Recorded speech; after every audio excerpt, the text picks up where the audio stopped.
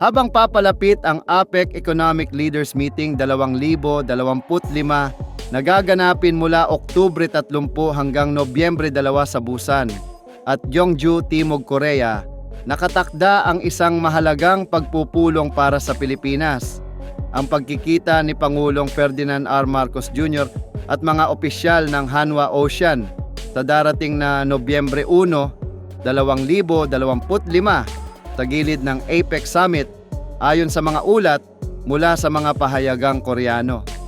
Ang Hanwha Ocean, isang kilalang tagagawa ng submarino at mga sasakyang pandagat sa Timog Korea, ay nag-aalok sa Philippine Navy ng 2 modelo ng submarino bilang bahagi ng kanilang bid para sa Submarine Acquisition Project ng Pilipinas. Ang unang modelo ay ang Ocean 1400PN na nakabatay sa German U-209-1400 design at ang ikalawa ay ang KSS-2IIPN na nakabatay naman sa KSS-300 Changho class submarine ng Korea. Ipinapakita ng dalawang alok ang dalawang antas ng option. Mas mababang halaga para sa Ocean 1400PN at mas mataas na presyo para sa KSS-IIPN. Depende sa magiging budget ng pamahalaan para sa dalawang submarino.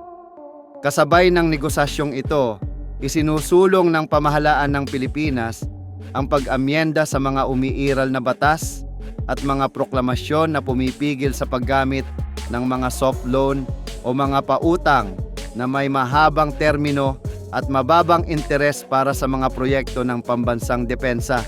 Kung maisa sa katuparan ang mga pagbabago, magkakaroon ng mas malaking kakayahan ang bansa na tustusan ang mga proyektong tulad ng submarine program nang hindi agad kinakailangan ng malaking pondo mula sa taunang General Appropriations Act. Ang hakbang na ito ay nakikita bilang paraan upang hindi mahuli ang Philippine Navy sa paggamit ng mga long-term payment schemes na ginagamit na ng Philippine Air Force para sa kanilang multi-role fighter aircraft acquisition project.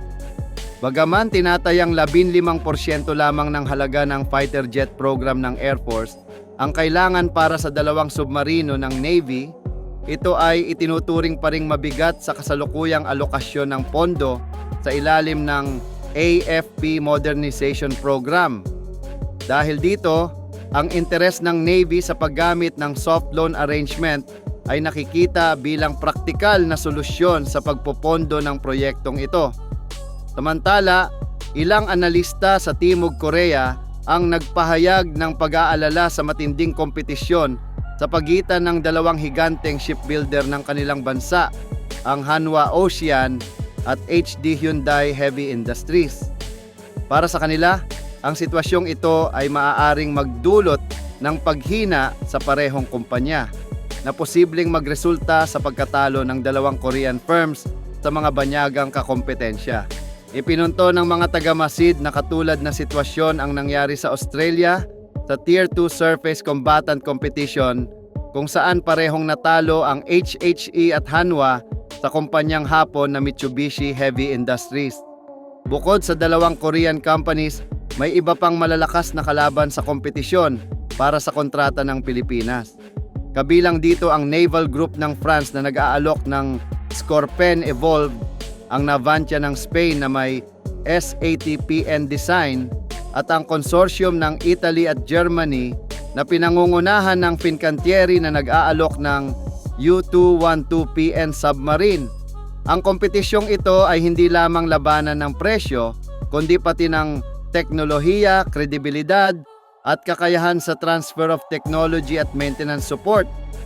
Sa mas malawak na pananaw, ang planong pagkuha ng submarino ng Philippine Navy ay may malaking implikasyon sa pambansang seguridad at diplomasya ng bansa.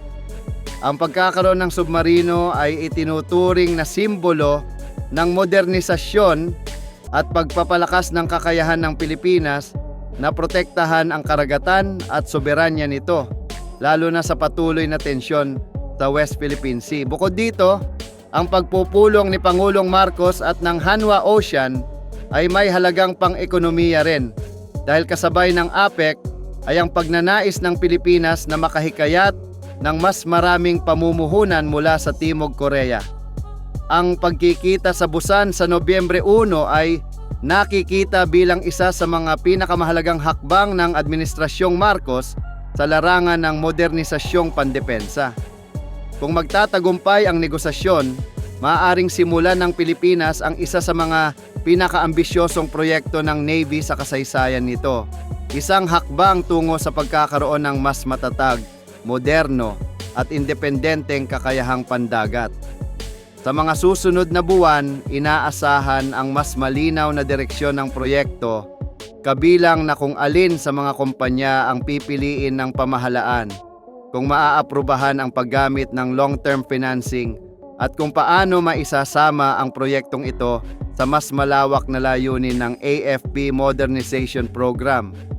Ang desisyong ito ay hindi lamang usapin ng pagbili ng submarino, kundi isang pahayag kung paano nakikita ng Pilipinas ang sarili nito sa larangan ng seguridad, ekonomiya at pakikipag-ugnayan sa mga kaalyado sa rehiyon.